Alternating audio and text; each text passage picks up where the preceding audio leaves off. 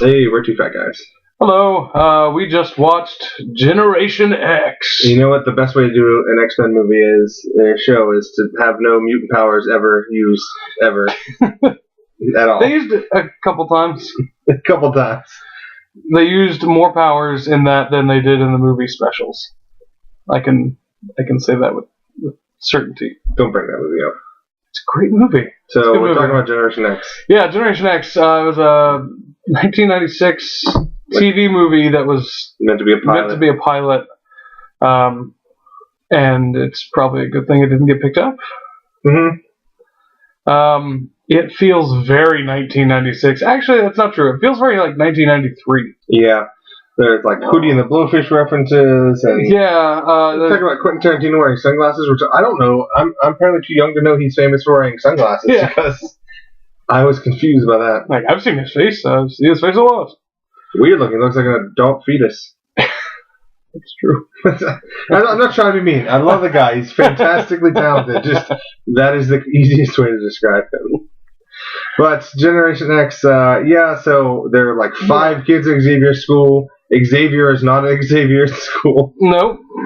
Either way in the future, or he has better shit to do. Yeah, Emma Frost and Banshee are the only teachers. And which not redheaded Banshee, which I'm a bit bummed about. Like, that seems like a weird thing to care about. Mm-hmm. But I felt less like he was Irish than he just seemed like some guy who was putting on an Irish accent. And I think if he was a redhead, I would feel comfortable with that.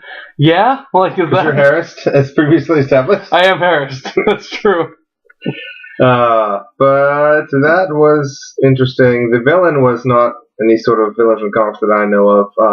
They decided to really make the primary conflict be about dream walking. Yeah, like to a dream dimension, attacking people through dreams, or suggesting he didn't really attack too many people. So it's not nearly as cool as like Freddy Krueger, which is kind of cool. And did you see the new one? I have not seen the new one. I want to see a new one with Rorschach as Freddy, because yeah, because of that sentence I just said. Yeah.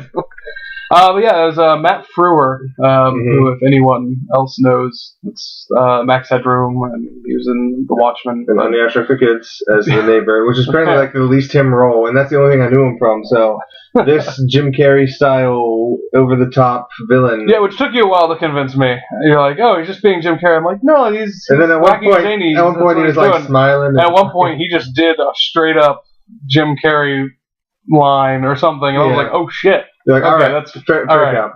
But yeah, we looked on the internet, and some people were saying that Jim Carrey ripped off him, but I mean, Jim Carrey is more famous for it, so it sucks to be you. Yeah, that movie was of middling quality. It wasn't the worst. It wasn't Nick Fury, Agent of S.H.I.E.L.D. I mean, they changed some of the characters from the actual Generation X because their powers were going to be too expensive to shoot. Mm-hmm. And then they... so one guy had the power to make himself as hard as whatever he touches.